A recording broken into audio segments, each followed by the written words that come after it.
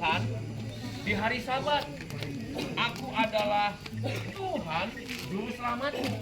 Makanya Yesus mengatakan kepada mereka yang hari ini juga penting untuk kita semua simak. Barang siapa percaya bahwa Yesus Kristus itu berasal dari atas, maka mereka akan diselamatkan. Sebutkan kepada saya, siapa nabi, imam besar, pendeta, atau pemuka agama, atau pemeluk agama, manapun yang berasal dari atas. Untuk membuktikan bahwa sesuatu berasal dari atas atau bukan, Yesus menjelaskannya dengan, kalau nanti kamu melihat aku naik, dari situlah kamu akan percaya. Sebab hanya yang berada dari atas yang naik. Kedua, kenapa Yesus mengatakan seperti itu? Karena selain dirinya, tidak ada yang menang atas kuasa kematian, dan tidak ada yang bisa mengalahkan maut, dan tidak ada yang bisa naik ke sorga selain atas keputusannya sendiri yang dilakukan oleh Yesus. Sebelum ia naik, ia telah mengatakannya terlebih dahulu bahwa aku akan naik dan disaksikan oleh banyak orang. Nah, Bapak Ibu Saudara sekalian yang dikasihi Tuhan, garis bawahi pernyataan Yesus ini penting untuk kita semua. Kita memang dari bawah, tetapi Yesus mengatakan, barang siapa percaya kepadaku sebagai Tuhan yang menjadi manusia, yang berasal dari atas ke bawah itu, maka di mana aku berada, kamu pun berada. Ada di ayat mana itu? Yohanes 14. Dapat 25 Pak. Iya, Yohanes pasal 14. Lanjutkan sampai 6. Nah, sebabnya ajaran agama tidak menjadikan kita bisa naik ke atas. Jabatan pelayanan apa yang tidak Yudas terlibat? Kebersamaan dalam hal apa yang dimana Yesus ada, Yesus Yudas tidak ada? Mujizat apa yang dilakukan Yesus yang Yudas tidak jadi saksi mata? Pengajaran tentang kebenaran apa yang Yesus yang sampaikan yang Yudas tidak mendengarkannya? Tentang kekudusan seperti apa yang diajarkan oleh Yesus yang Yudas tidak ikut menyaksikannya?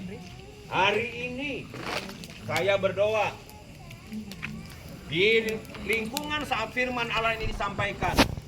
Saya berdoa di dalam nama Yesus tidak ada Yudas-Yudas itu. Amin. Ya. Garis bawahi, saya tidak menekankan Yudas dalam hal menjualnya. Karena saya percaya saudara bukan orang-orang yang menjual Yesus. Yang saya mau sampaikan hari ini untuk kita penting simak dengan baik sebagai orang-orang yang selalu setia di dalam hadirat Tuhan adalah garis bawahi. Kita boleh ada terlibat dalam setiap pelayanan. Kita boleh ada terlibat hadir di mana pelayanan dilakukan oleh seorang hamba Tuhan ketika memberitakan. Kita boleh ambil bagian persembahan seperti apapun. Tapi jangan lupa, Yudas melakukan semuanya itu. Dan akhirnya ia menolak Yesus dengan menjualnya. Mari kita garis bawahi pelayanan, kebersamaan, dukungan kasih, firman Tuhan yang dari kemarin saya walaupun di kamar saya menyimak tentang hukum kasih, tentang buah-buah roh yang diajarkan, disampaikan, tentang konsekuensi mengasihi itu ternyata tidak seindah dan tidak semudah mengucapkannya dan tidak semudah mengajarkannya. Tetapi perlu digarisbawahi, kita diselamatkan bukan karena melakukan hukum kasih. Kita diselamatkan karena kita percaya di luar Yesus Kristus tidak ada yang bisa bawa kita naik. Dan tidak ada orang dari bawah mengajarkan agama apapun dengan mujizat sebanyak apapun yang bisa membawa kita naik. Kita mengasihi karena kita percaya kepada Yesus yang dari atas. Kita bersama-sama memberikan persembahan hidup kita, pelayanan kita, kebersamaan kita. Kita meninggalkan semua tanggung jawab dunia ini. Bukan karena supaya masuk ke sorga, tapi karena kita tahu tidak ada yang turun dari atas untuk membawa kita naik dari bawah ke atas selain namanya siapa? Yesus. Karena kebenaran itu satu-satunya lah. Makanya saya sebelum bersaksi seperkenalan bagi kita semua yang mungkin belum pernah mendengarkan langsung. Itu sebabnya karena saya tahu tidak ada nama lain yang bisa membawa kita ke atas selain daripada Dia, asal dari atas. Makanya kekawan di namanya beberapa kali mengatakan, baik Pak Pendeta Rofli maupun Pak Pendeta Kulo, sharing dalam kebersamaan, mereka mengatakan bahwa belum sanggup, saya belum bisa mengerjakan apa yang kerjakan sebagainya. Luar biasa menangani orang-orang gangguan jiwa yang udah puluhan tahun di jalan, yang makan kotoran sendiri, makan tinja temennya, lalu kemudian muntah darah dari jalanan, kena penyakit kotor kelamin, lalu kemudian penyakit menular, udah gitu tidak ada tunjangan pemerintah, saya tidak gajian, saya tidak. Sampai detik ini saya katakan bahwa setiap perpuluhan walaupun saya terima, tetapi selalu defisit untuk dikembalikan buat pekerjaan Tuhan. Sekali lagi saya katakan, kenapa saya lakukan itu? Bukan karena saya ingin melihat mujizat Tuhan. Kenapa? Karena firman Tuhan mengatakan, berbahagialah kamu jika kamu percaya sekalipun kamu tidak melihat. Yang saya percaya, yang saya tidak lihat. Yang saya tidak lihat dengan mata kepala saya sendiri adalah saya tidak melihat Yesus naik ke sorga. Tapi saya percaya dengan apa yang disaksikan oleh firman Tuhan, bahwa Yesus Kristus naik ke sorga adalah ya dan amin. Yang kedua, sesuci-sucinya orang menurut hukum agama, hidup dalam kesalehan menjalankan hukum agama manapun, tetap tidak bisa dipungkiri, dia tidak bisa keluar dari Roma 3 ayat 23. Maupun juga dikatakan Roma 6 ayat 23, bahwa semua manusia telah berbuat dosa. Semua manusia telah kehilangan kemuliaan Allah, dan upah dosa adalah maut. Silahkan beri gelar orang itu, silahkan saksikan tentang kebaikan orang itu. Dia tidak pernah bisa memungkiri kodratnya. Dia udah sedikit dari apinya. manusia dosa. Dia bukan turun dari atas. Silahkan beri gelar nabi.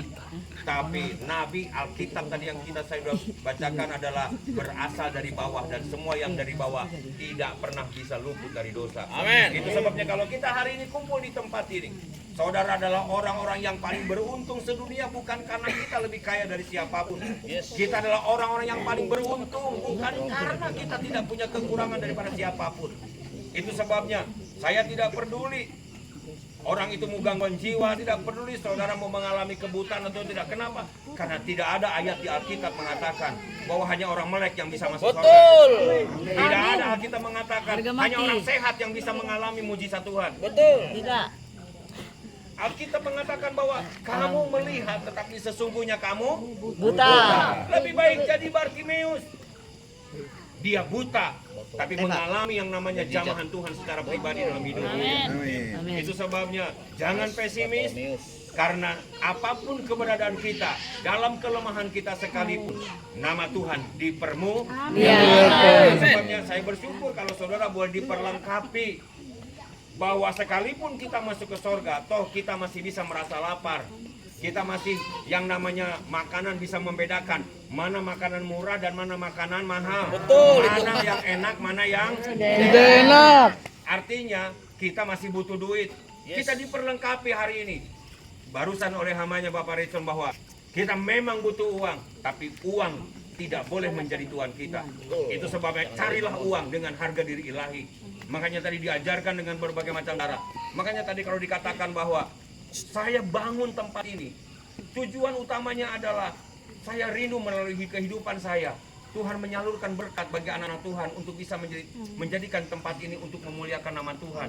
Banyak orang di tempat ini, sampai kemarin saya datang ke tempat saya, Pak, sewakan tempat ini. Tidak, saya tidak buka untuk umum.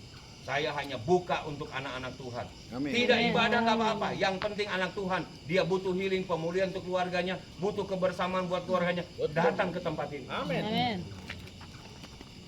Bicara yang mengelola, saudara, saya tidak pakai SDM dari luar. Orang-orang gangguan jiwa yang sudah dipulihkan Tuhan lah, yang bersama dengan saya latih, saya training untuk pelihara domba, untuk pelihara kambing, untuk pelihara semua bumbu dapur, untuk semua jenis buah-buahan, untuk semua jenis sayur-sayuran, untuk semua yang namanya apa yang mereka butuhkan. Mereka, saya katakan di sini, bahwa mereka harus bekerja keras. Toh buktinya bisa. Memang butuh pendampingan, tetapi saya setuju dengan apa yang dikatakan Pak Renson, bahwa lewat hidup saya tidak mencetak mental-mental gembel. Miskin secara ekonomi, tapi jangan miskin secara harga diri di hadapan Tuhan. Kita ini anak raja. Itu sebabnya jadilah saksi Tuhan, Karena nama Tuhan yang besar melekat dalam kehidupan kita dan tak akan terpisahkan sampai selama-lamanya. Selamat beristirahat. Tuhan memberkati. Hari ini katakan setiap pribadi lepas pribadi pada malam hari ini, biarlah pemulihan demi pemulihan, pencerahan demi pencerahan,